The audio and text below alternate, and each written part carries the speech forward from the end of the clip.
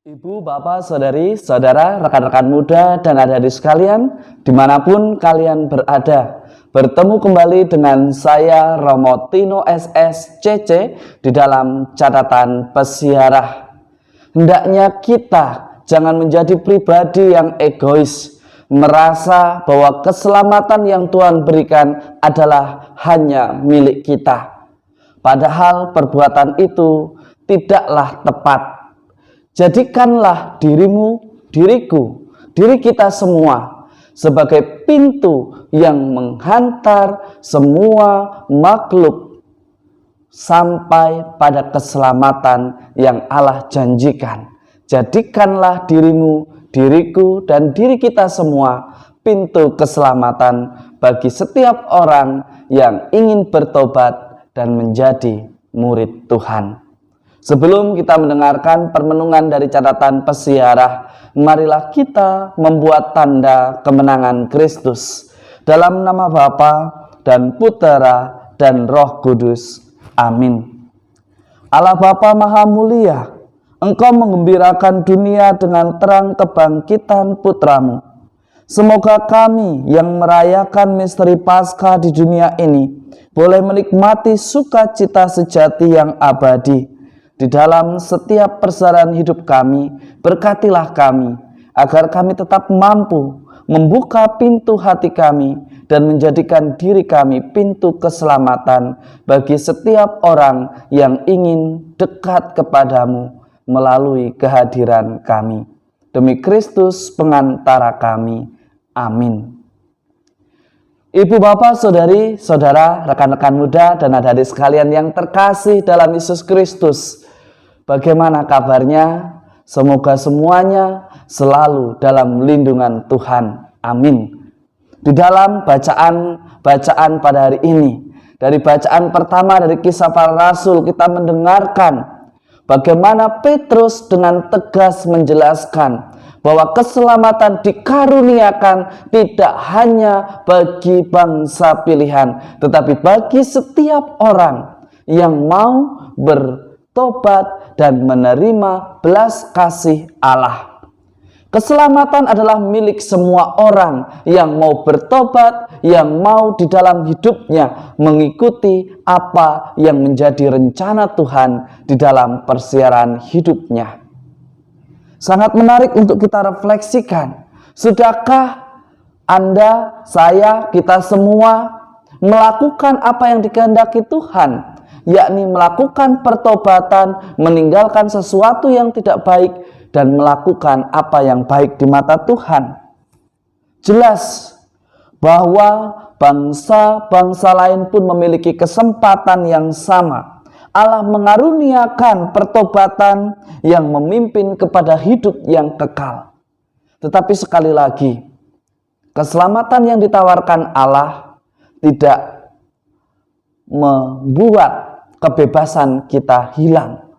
Kita bebas memilih, kita mau diselamatkan atau tidak. Tetapi sebagai orang beriman, mestinya selalu menghidupi apa yang menjadi rancangan Tuhan.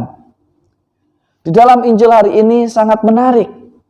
Gembala yang baik memberikan nyawanya bagi domba-dombanya. Gambaran ini adalah gambaran relasi yang begitu intim, relasi yang begitu mendalam, di mana seorang gembala mengenali domba-dombanya dan seorang yang beriman mengenali apa yang diimaninya. Kalau kita mengaku diri sebagai murid Kristus, kita mestinya tahu apa yang harus kita lakukan sebagai murid Kristus. Kita mewartakan tiada henti-hentinya untuk prokes. Kita wartakan, itulah murid Kristus yang selalu mewartakan keselamatan. Memakai masker adalah hal urgent saat ini. Menderita, ya menderita, karena kita terbatas untuk melakukan segala sesuatu. Tetapi apa yang kita lakukan, apa yang kita tunjukkan, ini bukti bahwa kita mengenali siapa yang kita ikuti. Ketaatan dan kesetiaan adalah bukti bahwa kita menghidupi dan mengenali iman kita. Sangat lucu ketika kita mengatakan sebagai orang beriman tetapi kita tidak mampu mengasihi sesama kita. Kita tidak mampu menepati janji kita kepada pasangan hidup kita. Kita tidak mampu menghidupi apa yang sudah kita ucapkan di dalam kaul-kaul kita. Ada banyak hal yang diingatkan oleh Yesus hari ini. Beranikah kita membuka pintu hati kita agar kita dijadikan pintu yang lain untuk menghantarkan sesama kita pada kasih Tuhan. Sebagai seorang istri, jadilah pintu kerahiman bagi Allah untuk suamimu. Dan bagi suami, jadilah pintu kerahiman untuk istrimu. Dan hai orang-orang yang mengaku diri sebagai orang beriman, janganlah kita sebagai orang beriman mudah menghakimi, tetapi jadilah pintu kerahiman. Hantarkanlah, bukalah pintu hatimu, agar setiap orang yang berjumpa dengan kita, yang bertemu dengan kita, melihat belas kasih Allah dan bertobat, dan akhirnya sampai kepada Allah sendiri. Mari kita menjadi pribadi yang tidak egois. Hanya karena ingin kesenangan pribadi, akhirnya kita melanggar aturan yang digunakan untuk keselamatan bersama. Hanya karena kita ingin menunjukkan siapa kita. Bukan pintu keselamatan yang kita buat, justru pintu maut yang kita hadirkan. Semoga kita selalu menjadikan pintu berkat sebagai saksi bahwa kita mengenali siapa gembala yang kita imani. Semoga berkat Tuhan senantiasa melindungi dan memberkati kita semua, Bapa, Putra, dan Roh Kudus. Amin.